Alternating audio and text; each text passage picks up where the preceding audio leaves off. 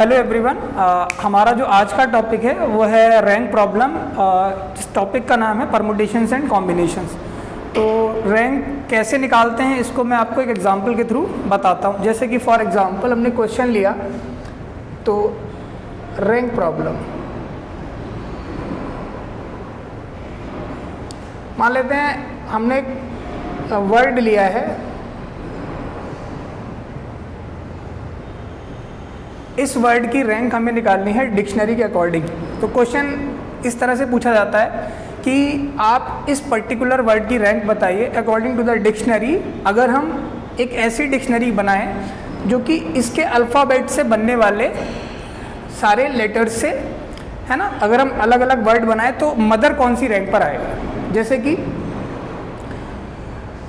अगर हम इन सारे अल्फ़ाबेट्स को अल्फ़ाबेटिकली अरेंज करेंगे तो सबसे पहले अल्फ़ाबेट के हिसाब से A B C D then E। सबसे पहले वर्ड हमें जो मिलेगा वो E मिलेगा।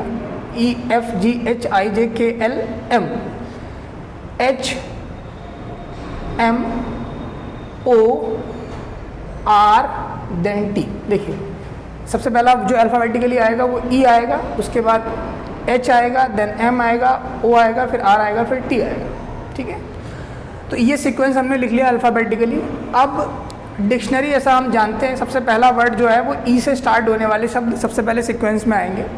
तो हम क्या करेंगे, ई को फिक्स कर लेते हैं, और ई को फिक्स करने के बाद जो रिमेनिंग अल्फ़ाबेट है वो है हमारे पास 1 2 3 4 एंड 5, 1 2 3 4 एंड 5। और 5 अल्फ़ाबेट को 5 प्लेसेस पर अरेंज करने का जो नंबर ऑफ वेज होते हैं दैट इज़ 5 फैक्टोरियल। 5 फैक्टोरियल का मतलब 120।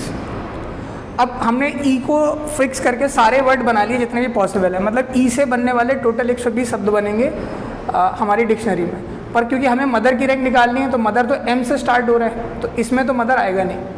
अगला जो है वो एच को फिक्स करेंगे। ई के बाद एच से स्टार्ट होने वाले शब्द क्या आएंगे, तो 1 2 3 4 5। एच को फिक्स कर दिया, अगेन 5 फैक्टोरियल। 5 फैक्टोरियल का मतलब 120, तो 120 यहाँ से मिल जाएंगे।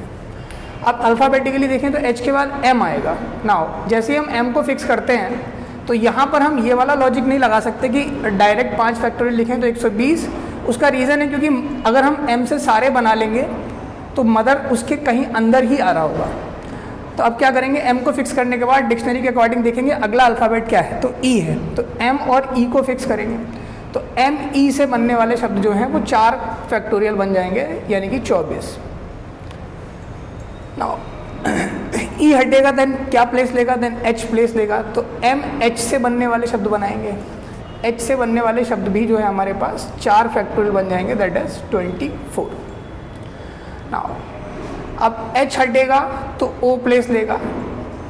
अब यहाँ पर क्योंकि मदर में एम ओ आता है तो हम डायरेक्ट 4 फैक्टोरियल नहीं कर सकते, तो सेम तरीके से एम ओ के बाद अल्फ़ाबेटिकली देखें तो ई को फिक्स करना पड़ेगा।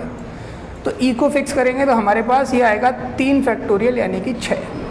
नाउ ई हटेगा तो प्लेस लेगा एच, तो एम ओ एच से बनने वाले शब्द कितने आ जाएंगे, अगेन ये आ जाएंगे अपने पास 3 फैक्टोरियल यानी कि 6।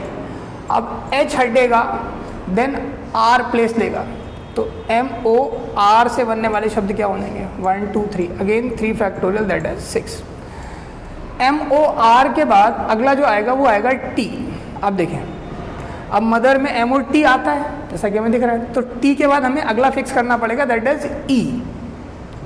तो एम और टी ई से बनने वाले कितने हो जाएंगे, 2 फैक्टोरियल यानी कि 2। नाउ ई हटेगा तो कौन प्लेस लेगा, एच लेगा, एम ओ टी एच। और इसके बाद अगर हम देखें तो पहले शब्द जो आएगा वो ई आएगा और देन आर आएगा, तो यही हमें मदर मिल जाएगा इस रैंक पर। तो अगर हम ये सारे एड ऑन करें तो हमें रैंक पता लग जाएगी। तो देखो क्या आएगा, फाइनल जो रैंक आएगी वो आएगी 120 प्लस 120 प्लस 24 प्लस 24 प्लस 6 3 18 और 2 और प्लस 1।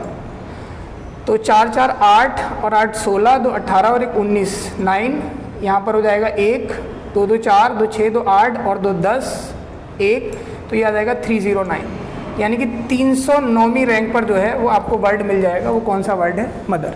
ठीक है, तो इस तरह से हम उन सारे शब्द की रैंक निकाल सकते हैं जिसमें कि कोई भी अल्फ़ाबेट एक से ज़्यादा बार रिपीट ना करे। ठीक है, तो हमने ये तरीका देखा जिससे हम किसी भी वर्ड की रैंक निकाल सकते हैं। इसका अगला जो है जिसमें कि कुछ वर्ड आपस में रिपीट करेंगे, उसकी रैंक जो है वो हम नेक्स्ट क्लास में डिस्कस करेंगे। Thank you.